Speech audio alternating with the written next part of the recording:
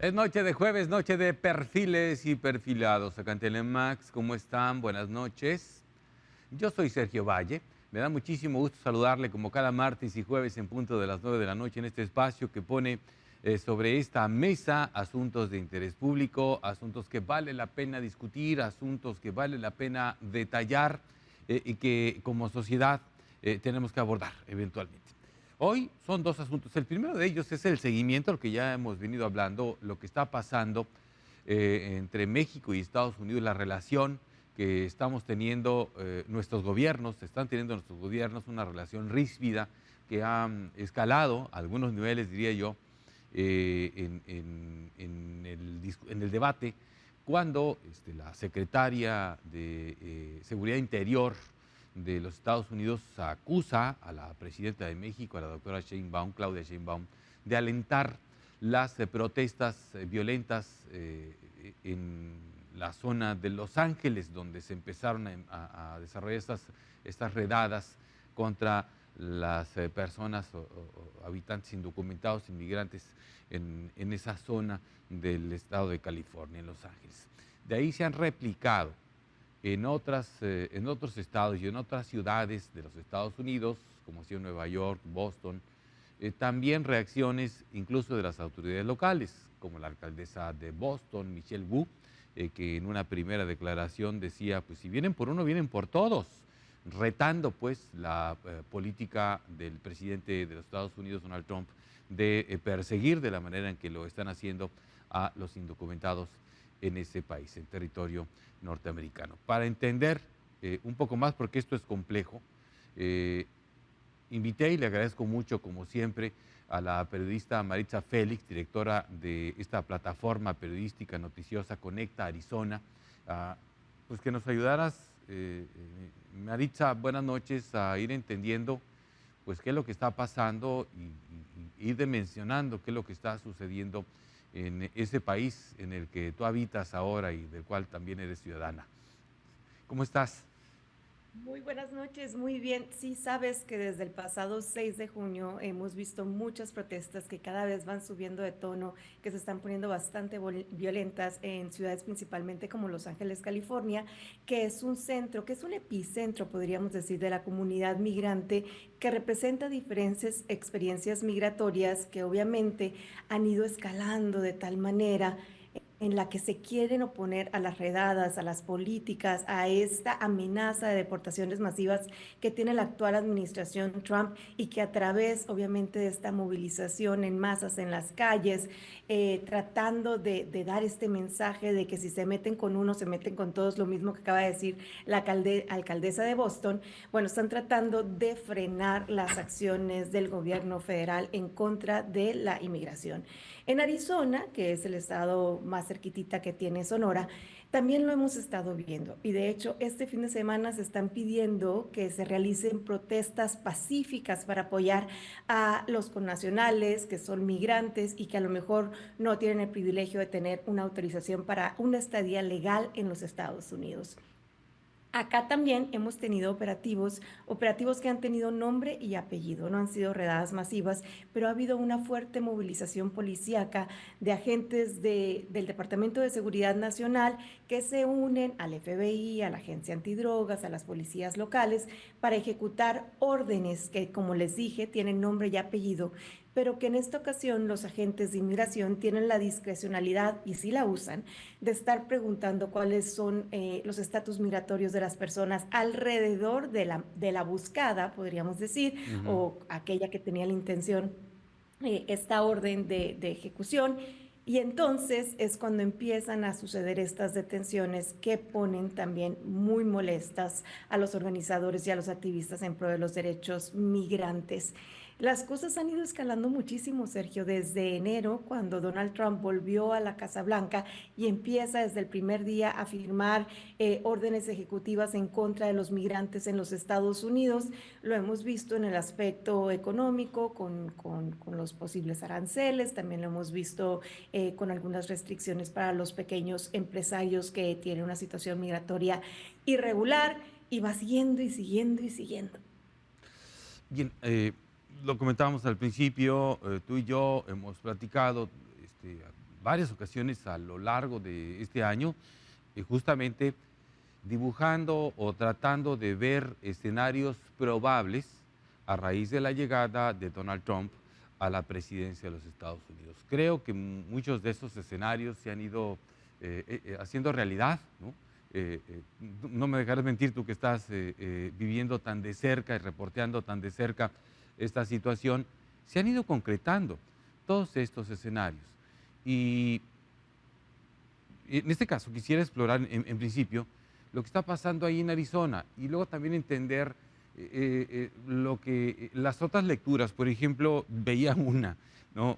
Cuando se le van encima al gobernador de California, leía yo un tuit de algún ciudadano norteamericano que decía: oye, Donald Trump se está convirtiendo en el mejor promotor de la campaña presidencial del gobernador de California, ¿no? Porque lo está como convirtiendo en víctima. Entonces, hay un montón de lecturas y también hay un montón de reacciones. Uno pensaría que Donald Trump, habiendo ganado como ganó por segunda vez la presidencia de los Estados Unidos con el respaldo de los electores estadounidenses, pues tendría un apoyo pues, más contundente del que parece tener o no tener para este tipo de medidas.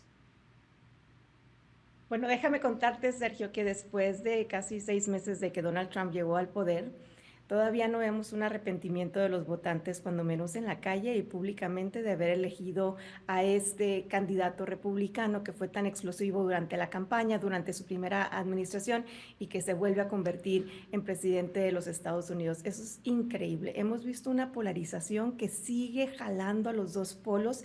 Y este punto medio que existía o que existió después de la pandemia, cuando todo el mundo intentaba sanar después de la política de cero tolerancia que afectaba mucho a los migrantes, que la gente trataba de limar estas asperezas, bueno, ese punto medio se adelgaza y se adelgaza cada vez más.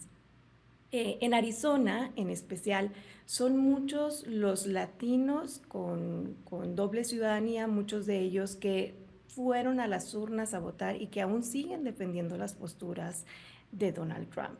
Y aún siguen diciendo, incluso hay personas en situación irregular migratoria, Sergio, que dicen, bueno, los agentes de inmigración solamente están cumpliendo con su deber, con sus órdenes, con esta misión de servir y proteger a la patria. Mm. Está bien que se lleven a todos. Y es una polarización increíble la que vemos en nuestras calles, la que vemos nosotros cuando ponemos en las redes sociales de lo que está pasando. Nos llegan por etapas, ¿no? Hay meses más tranquilos que otros. En enero nos llegaban cientos y cientos de mensajes con este temor de las redadas, luego se paró un poquito, ahora en mayo y junio han revivido y las personas están con este desasosiego, con este temor, con esta incertidumbre, que cualquier carro policíaco que están viendo en las calles temen que sea parte de un operativo migratorio, aunque no lo vaya a ser así. Lo que vimos esta semana en Peoria, Arizona, que es una ciudad de aquí del área metropolitana de Phoenix, es que, por ejemplo, fueron decenas de patrullas que se pusieron afuera de un Walmart y empezaron a organizarse como para dónde van a ir. Pero obviamente la comunidad, cuando ve llegar más de 10 patrullas, vehículos que no tienen algún logotipo que los identifique como de seguridad pública, pero luego ves bajarse a los uniformados con sus chalecos, con la cara tapada, con máscaras, empieza ese temor. No realizaron un operativo afuera del estacionamiento de Walmart, pero ahí se fueron a una zona muy cercana y realizaron un operativo antidrogas. Pero los coches no tenían un logotipo que los pudiéramos identificar. No todos los agentes traían en sus chalecos o en sus uniformes la agencia a la que pertenecían, y sí podríamos ver que algunos tenían las siglas HSI, que significa que es el Escuadrón de Investigaciones de las Autoridades Migratorias. Entonces la confusión empieza a escalar y escalar y escalar. Llegan los activistas, llegan los manifestantes, se empiezan a calentar los ánimos y es cuando las cosas empiezan a salir de control en ese entonces, y aquí empieza de nuevo la polarización, que es lo que están haciendo ahí, si son redadas o no son redadas, si se está o no se está mal informando, y el temor generalizado empieza a correr como pólvora por todos lados, porque hay una falta de información por parte de las autoridades que abre esta puerta a que la gente suponga. y la suposición puede ser muy, muy peligrosa en esos contextos. Y entonces, obviamente, dentro de las mismas familias con estatus migratorios mixtos, empieza a haber esta riña, esta fricción, este caos, este descontento que se empieza a amplificar socialmente y es lo que estamos viendo también en la narrativa nacional. Es lo que está pasando en Los Ángeles, es lo que está pasando en Seattle, en Chicago, en Boston, en Nueva York y en muchas otras ciudades y comunidades rurales pequeñas que a lo mejor sus esfuerzos todavía no se empiezan a notar porque no hay quien les haya puesto un parlante todavía a lo que están viviendo. Pero este divisionismo, Sergio, lo estamos viviendo en comunidades pequeñas y en comunidades grandes de los Estados Unidos porque no hay un consenso todavía. Me da un poco de pena decirlo, escuchar lo que estás diciendo, porque si esto ya permea en las familias, si esto ya permea en los grupos de amigos, en los compañeros de trabajo, y si incluso hay, como me lo comentas, personas en situación migratoria irregular que están justificando este tipo de operativos, creo que estamos en un extremo muy peligroso. Muy peligroso porque la relación entre México y Estados Unidos es muy profunda, es muy compleja y me parece a mí, Maritza, que es hasta cierto punto indisoluble, pues no es como que nos vamos a cambiar nosotros de domicilio aquí en México o como que Estados Unidos se van a ir a vivir a otro lado, ¿verdad? Siempre vamos a ser vecinos uno del otro, ¿sí? Entonces, ahí vamos a estar todo el tiempo, toda la vida, por generaciones enteras. Y por eso digo que es indisoluble. Y llegar a esos extremos es, digamos,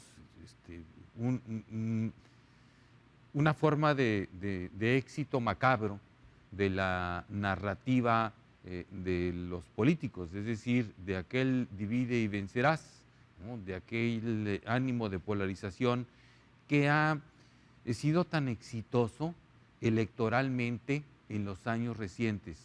Háblese de políticos de izquierda o de derecha, ¿sí? Es decir, dividir cuando pues habíamos o venimos al menos yo, tú eres mucho más joven que yo, pero de políticos que, bueno, al menos en la narrativa hablaban de unidad, hablaban de ponernos de acuerdo todos, de caminar en una misma dirección como país, como sociedad, los sectores y demás, siendo de izquierda o de derecha, pero había esos visos de esos llamados de los líderes políticos en el mundo a caminar juntos.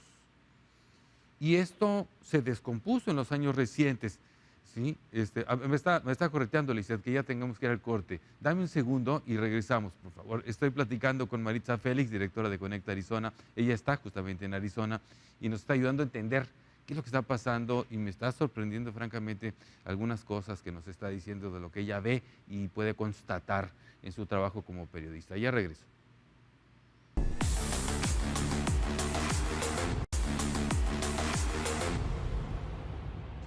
Bien, sigo platicando con Maritza Félix, directora de Conecta Arizona. Bien, ya te compartí ahí una reflexión ahorita en el bloque anterior, Maritza, de lo macabramente exitosa que resulta la narrativa de dividir a la gente, ¿no? Sí, claro, y la fricción que antes se sentía, Sergio, cuando uno cruzaba la frontera, que era el momento en el que más se ponía nervioso cualquier migrante con visa de trabajo, con visa de turista, por cualquier cosa, o esta sensación que le da a uno a veces del quién sabe qué irá a pasar cuando vas a tramitar tu visa por primera vez o lo demás. Ese es el mismo sentimiento que estamos viendo ahora dentro de los Estados Unidos, incluso aquellas personas que tienen asegurado un estatus legal de visa de trabajo, de visa de turista, de visa de estudiante, de algún DACA o un parol como los que ha entregado en diferentes nacionalidades y momentos el gobierno federal. Y esa fricción es la que estamos viviendo. Ahora, si a eso le aunamos que lo que nosotros antes conocíamos como legal o no legal está entrando en esta escala de grises según se implementan las regulaciones y las indicaciones y requisitos y demás de esta nueva administración, nos pone a dudar.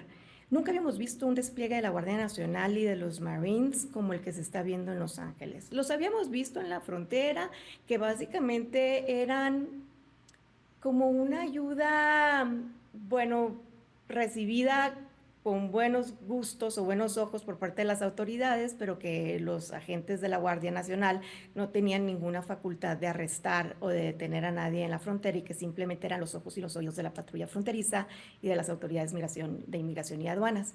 Pero ahora este despliegue de la Guardia Nacional y de los Marines que se está viendo en ciudades como Los Ángeles, que podría ser el programa piloto, podríamos decir así, es la primera vez que vemos que ellos tendrían la facultad de realizar estas detenciones temporales a civiles en lo que llega a la policía. Es decir, en la frontera no tienen esa facultad, es como que les hablan y dicen, bueno, aquí tenemos un grupo, medio podemos tratar de contenerlo, pero no lo podemos detener.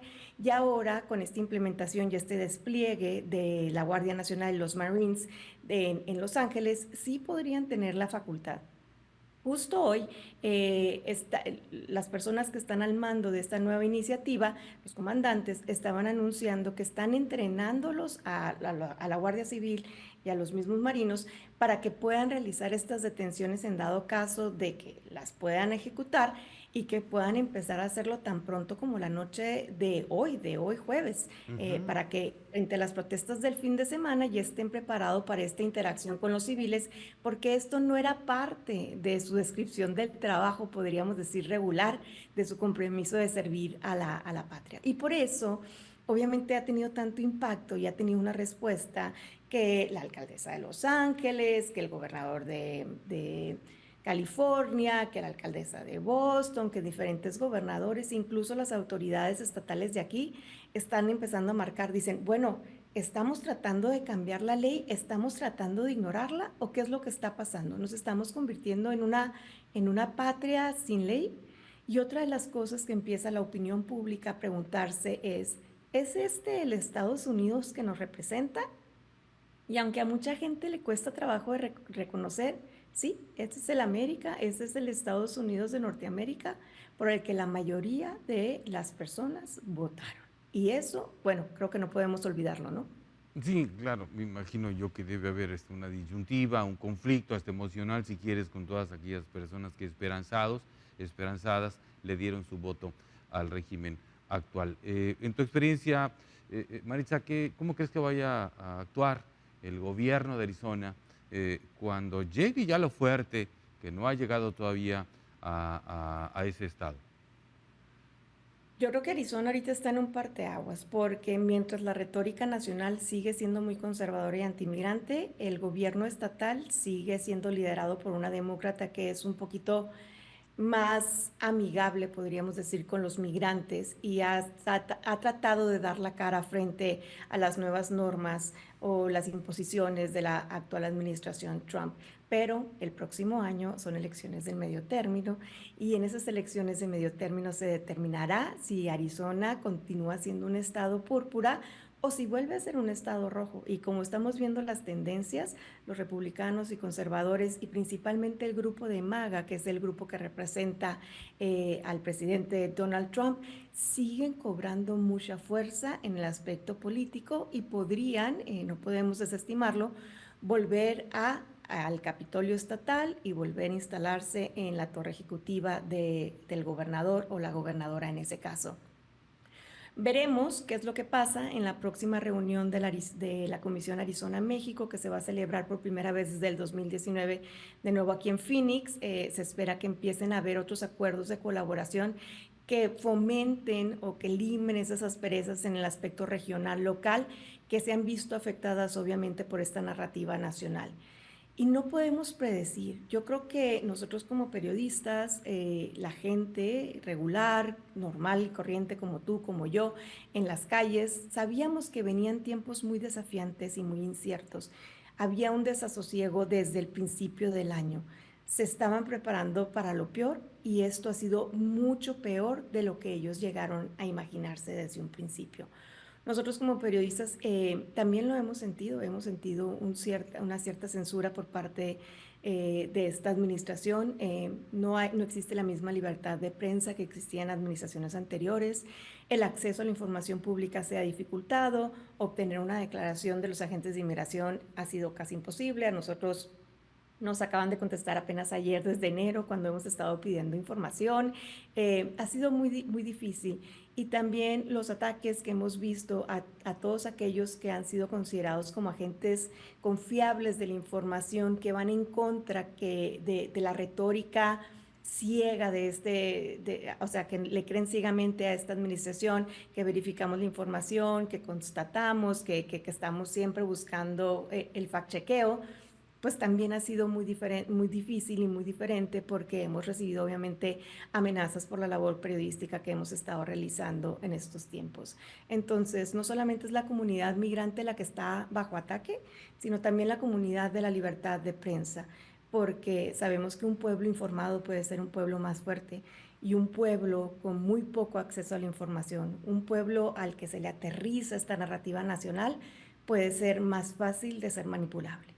Pero en algún momento alguien les hará entender que eso es un balazo en el pie. Digo, es más una esperanza que otra cosa, ¿no?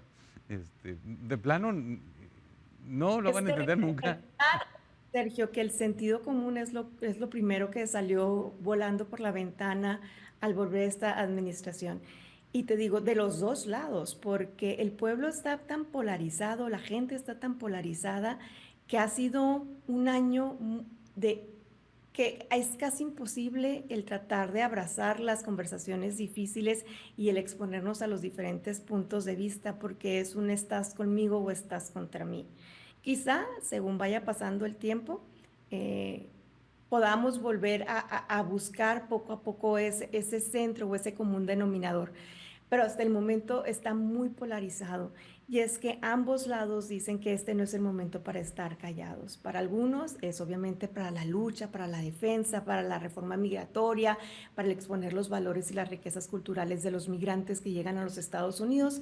Para otros es el proteger el patriotismo, es proteger la seguridad nacional, es proteger este país en el que nacieron, crecieron o que ya migraron desde hace mucho y que no se identifican nada más como migrantes, y es el tratar de protegerlo en una burbuja de todos esos invasores que llegan, según ellos, a tratar de aprovecharse del sistema, de quitarle sus trabajos y, bueno, vivir del gobierno, cuando ya sabemos que son más de 100 millones, bueno, en español, bueno, en mexicano son más de 100.000 millones de dólares, que son 100 billones estadounidenses de dólares, los que los mismos migrantes aportan tan solo a la economía de los Estados Unidos, ¿no?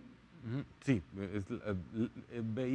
veía un ejercicio que hizo Salma Hayek en redes sociales, en donde entrevistaba a algunas personas y entonces les compartía cuál era la aportación de impuestos, lo que pagaban de impuestos.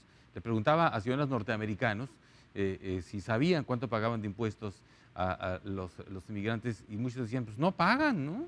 Pues no pagan. Y entonces les decían, no, a ver, pagan tanto, ¿no? Y se iban así como que para atrás, ¿no?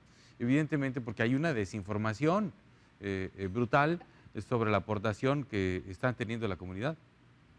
Y aparte porque hay un perfil racial muy marcado, porque estamos viendo que la mayoría de los ataques contra la migración son contra migrantes que son morenos o negros, que tienen un acento marcado. No lo vemos lo mismo para todos los migrantes, no están sufriendo lo mismo todos los migrantes. Ujú, Y además recordemos que no todos los migrantes nos vemos igual. Yo soy una migrante con una doble ciudadanía, pero sigo siendo migrante y es una parte claro. muy importante de mi identidad. Salma Hayek sigue siendo una migrante muy importante y tenemos muchas aportaciones. Entonces, tendríamos que redefinir qué es un migrante en los Estados Unidos y cuál es la identidad más importante para cada uno de ellos, para ver cómo se identifican, porque también es Claro. sorprendente, Sergio, que hay gente que migró con alguna visa de trabajo, por hacerles del estilo puro legalizar su estado, y son ellos mismos los que dicen, ya somos muchos, no queremos más. Entonces, pero siguen siendo ellos migrantes, a Claro. pesar de que su identidad ya se asimiló mucho al blanqueamiento estadounidense y no se identifican como esos migrantes que van recién llegando, o aquellos solicitantes de asilo que ahora tienen mínimas posibilidades de conseguirlo, o aquellos que estaban protegidos con un programa como de TPS, venezolanos, nicaragüenses, cubanos, que ahora van a tener que salirse del país solamente porque el gobierno decidió cambiar las prioridades a la hora de ofrecer este tipo de protecciones a extranjeros, ¿no? Maritza, me voy a robar un minuto más. Pues, contigo nada más para preguntarte. Veía una convocatoria de salida de allá, según me decían. Va a haber una manifestación, entiendo, el sábado, creo. Estaba viendo algunas convocatorias surgidas desde allá, desde Phoenix, en la mañana. Mientras estaba yo ahí en el programa de radio, me empezaron a llegar incluso un TikTok de un ciudadano, un hispano habitante de Phoenix, compartiendo las direcciones donde iban a estar los operativos y los filtros de Lice, decía él. ¿Qué tan cierto es esto? Y me gustaría que aprovecháramos este minuto que nos queda para que nos contaras.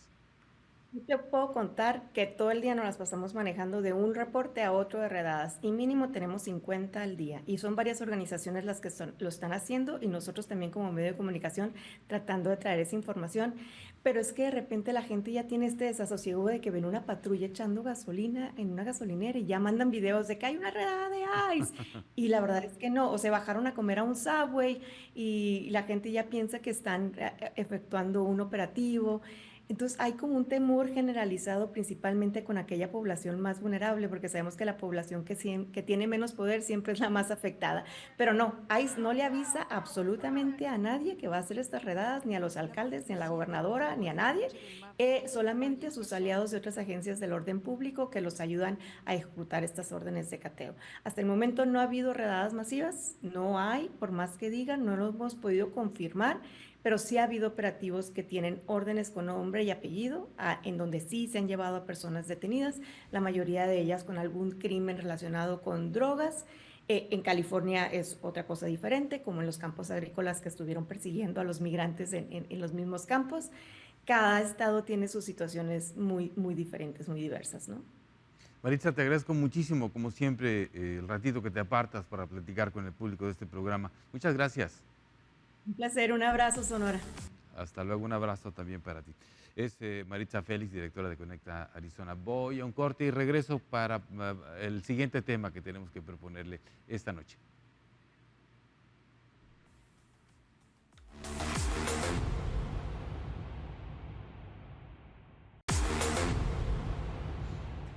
Bien, vamos ya a la segunda parte de este espacio de perfiles y perfilados. A ver, ya con Maritza Félix en los primeros dos bloques pudimos entender qué es lo que está pasando. La verdad sí, preocupante lo que está pasando, sobre todo más allá de los operativos, de las redadas implementadas por el gobierno de los Estados Unidos, que iniciaron allá en un distrito, el distrito de Paramount, en Los Ángeles. El martes yo le daba este dato. En ese distrito, el distrito de Paramount, donde empezaron las redadas contra los inmigrantes indocumentados, el 82% de los habitantes de ese distrito son hispanos. Entonces, no es casualidad tampoco que hayan empezado ahí, ¿sí? El 82%, nada más en ese distrito. La ciudad de Los Ángeles es la ciudad con más mexicanos después de la Ciudad de México. No hay más mexicanos en otra ciudad más que en Los Ángeles y ninguna otra ciudad de México. Es decir, es la Ciudad de México, la capital, y después Los Ángeles. Y de ahí le siguen todas las demás, ¿no? Guadalajara, Monterrey, no sé, todas las demás que hay ahí, las ciudades del Estado de México, que también son muy, vive muchísima gente. Pero ahora vamos a la otra parte, la parte de entender esta relación tan compleja que tenemos entre México y Estados Unidos, pero que es, insisto en esto, indisoluble. En mi opinión, la relación entre México y Estados Unidos es indisoluble porque hay millones de personas allá que tienen vínculos con millones de personas acá, o a la inversa, como lo quiere usted explicar. Porque hay un intercambio comercial que es profundo, que ambos gobiernos, y nuestro gobierno está defendiendo en este momento, que incluso sin la existencia de ese tratado comercial, ese intercambio es importante. Pero hay otro intercambio también muy relevante, el de seguridad. En materia de seguridad, ¿qué tanto se coordinan México y Estados Unidos? ¿Qué programas hay? ¿Qué capacitaciones se dan de aquel lado y de este? ¿Hay intercambio de información o no la hay? ¿Hay coordinación entre los ejércitos, la Guardia Nacional de este lado y de aquel? ¿Qué está pasando en ese contexto, en esta coyuntura que estamos viviendo? Vamos un poco a escarbar esa parte. Invité a Víctor Félix, que es además un visitante recurrente de esta mesa. Sí. Pero además, Víctor, tú tienes un conocimiento en ese tema, ¿sí? Estuviste en el servicio público, tú fuiste subsecretario de Seguridad Pública, has estado en el servicio privado y público en temas relacionados con la seguridad. Y yo lo que quiero es, bueno, escarbar más que nada. Hoy, más que como analista, te invité casi a entrevistarte para escarbar un poco lo compleja que resulta la relación en ese tema, el tema de seguridad. Y de hecho, déjame contextualizar un poquito más.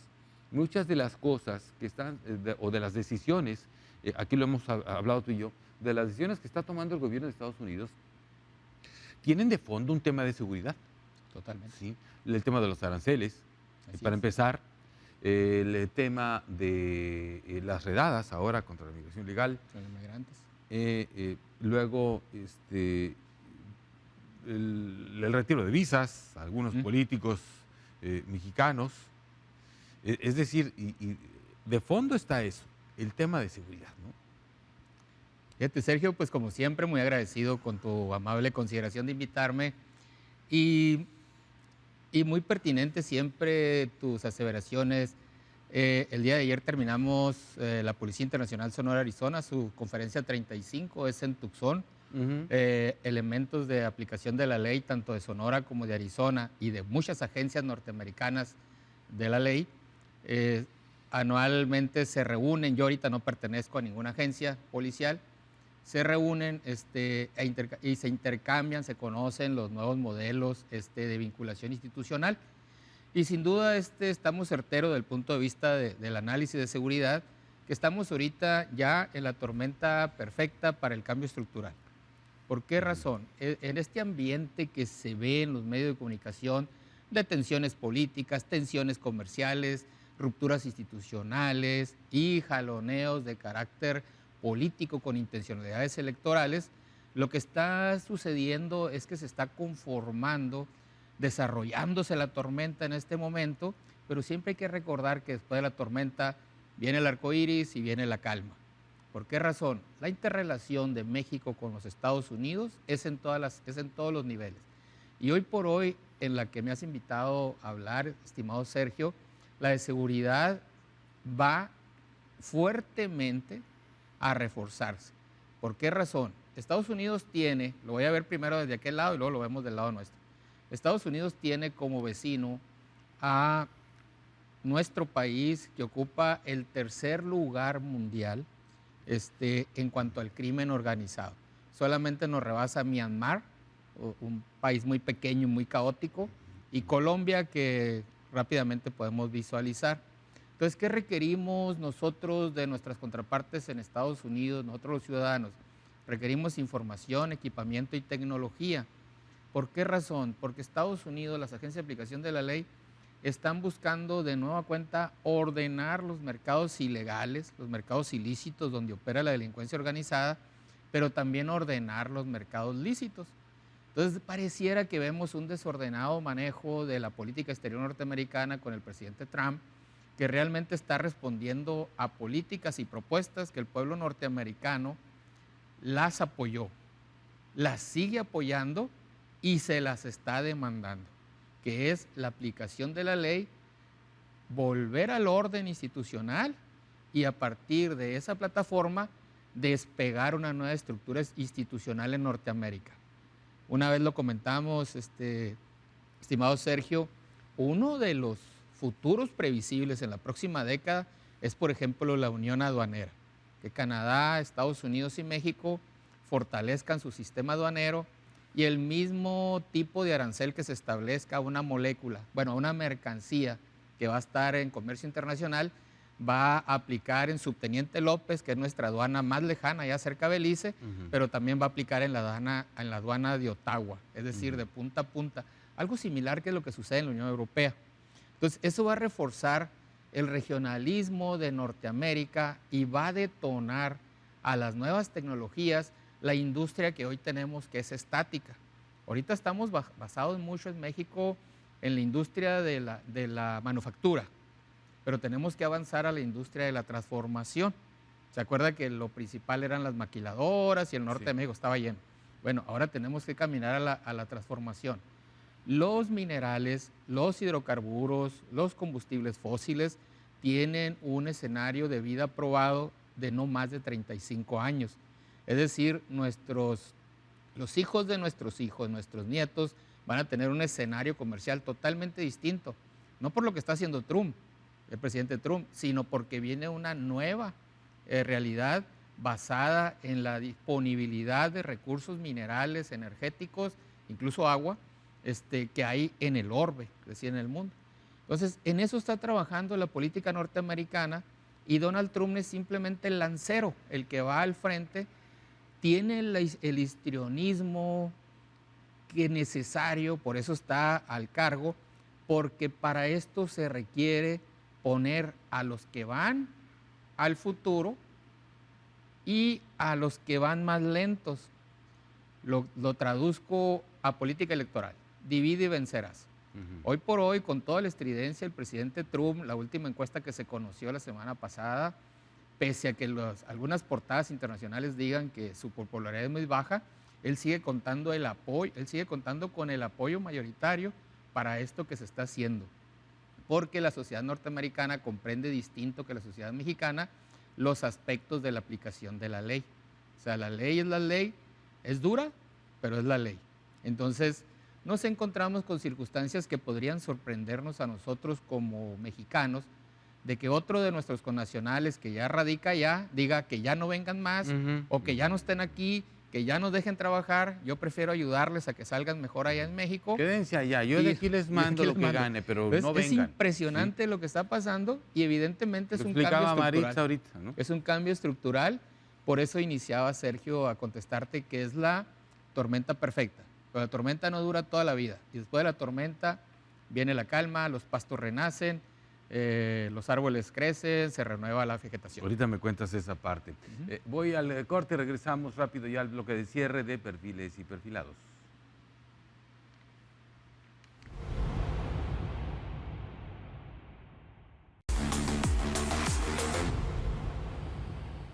Bien, hablas de la tormenta perfecta. ¿Es correcto? Para que pase, ¿qué es lo que tendría que pasar?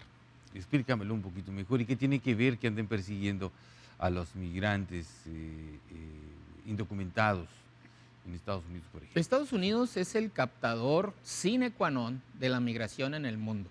A Estados Unidos, de manera regular o irregular, que es lo que no le conviene al mercado norteamericano, recibe la mayor inmigración en el mundo. Es el país atractivo.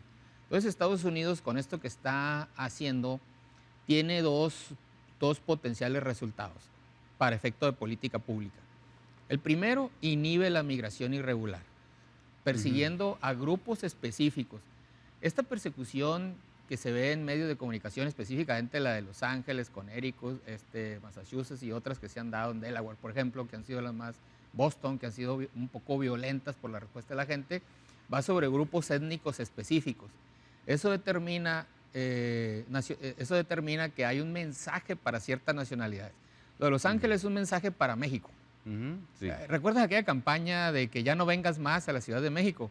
Sí, haga de cuenta que es la misma campaña. Sí, ya no vengas más a Estados Unidos. La película aquella que hizo Héctor Suárez. ¿Te acuerdas? Héctor Suárez. Ya no vengas más, quédense allá. El Mil Usos, ¿no? Y había una canción que es la canción de, ahora dicen soundtrack, ¿no? La canción de la película que decía, ya no vengan para acá, ¿sí? Quédense mejor allá. Exacto. Sí. Es exactamente la misma película, pero al revés. Ese es por un lado, por ejemplo, los aspectos de migración. Y los aspectos de seguridad tendría que ver en un reforzamiento institucional. Estados Unidos, al final del día, ambos partidos, demócrata y republicano, su base de génesis es la misma. El conservadurismo, la socialdemocracia. Es exactamente el mismo hito ideológico, vertiente ideológica, que es el centro derecha, y algunos pues sí tocan el radicalismo, como MAGA, por ejemplo, ¿no? que es un movimiento fuerte que apoya al presidente Donald Trump. Make America Great. Hacer América grande.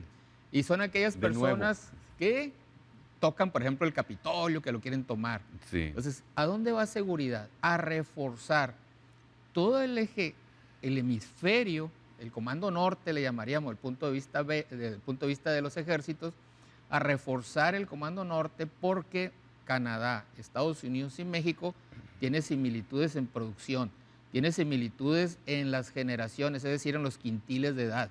Más o menos las pirámides poblacionales son similares.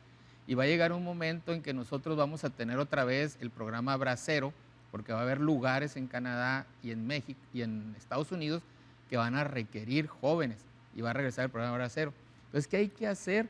Fortalecer de nueva cuenta los sistemas, primero de inteligencia, que es lo que se está dando ahorita de manera silente hacia México.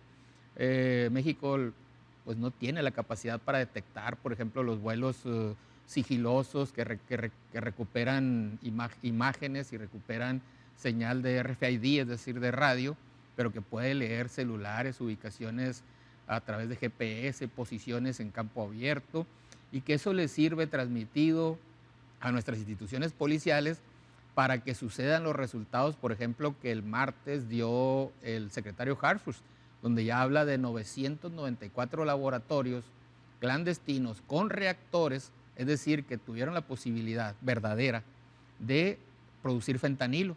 Es impresionante la cantidad que dijo el secretario Harfuch.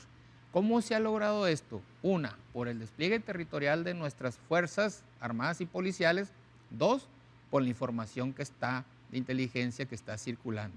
El resto de las cosas depende más a la narrativa política que a la realidad que está viviendo México.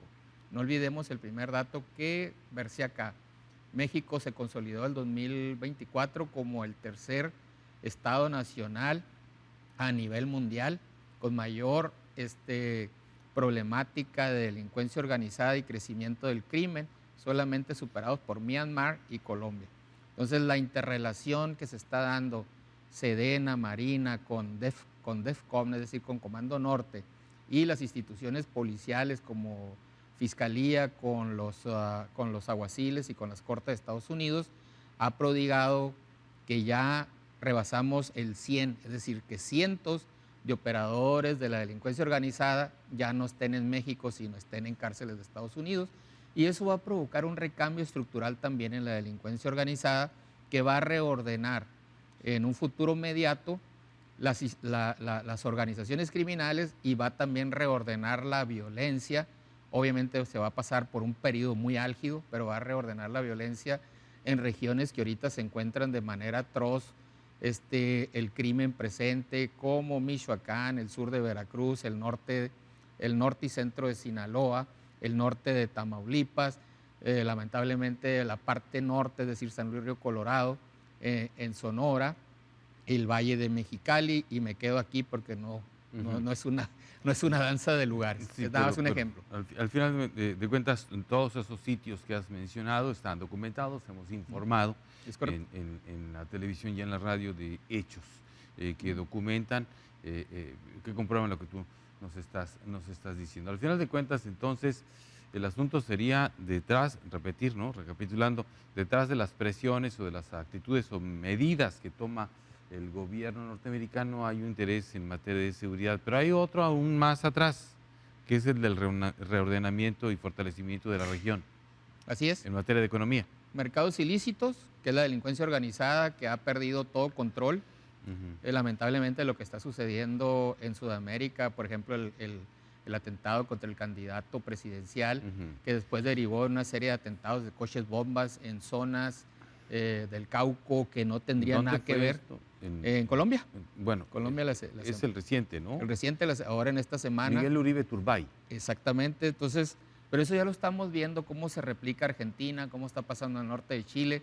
Estamos viendo la violencia política que estamos viviendo en México, en Michoacán, en Veracruz, en Estado de México, en el mismo Jalisco, donde ahorita ya podemos, de acuerdo a los últimos análisis, hablar de cerca de 813, para ser exactos, incidentes que llevaron a un aspirante político en este proceso electoral, donde nada más eran 4 estados, 2 con elecciones locales a gobernador y otros con elecciones internas de presidentes municipales y diputados, que llevaron a 813 candidatos a retirarse de la contienda, ya sea porque fueron inhibidos, es decir, ejecutados, muertos por la delincuencia organizada, o fueron violentados, presionados para que se retiraran. Pero, bueno, ya me quedan 3 minutos del programa.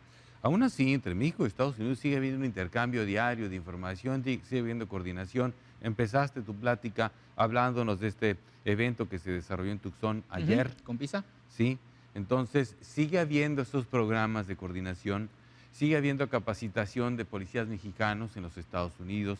Eso no se ha roto, porque me parece que vale la pena también en estos últimos minutos, Víctor, pues que dejar también plantada la idea de que la comunicación sigue, pues si Sí. hay diferencias, sí puede haber desencuentros narrativos, Ujú. pero la coordinación sigue, es decir, no se ha roto la relación, pues. Sí, fíjate, yo tuve la oportunidad de ver allá en Pisa, por ejemplo, estuvo, de aquí de Sonora estuvo presente el señor fiscal, el secretario de Seguridad, Ujú. había los directores de Policía Estatal y de Agencia Ministerial, recuerdo al de Protección Civil y varios más.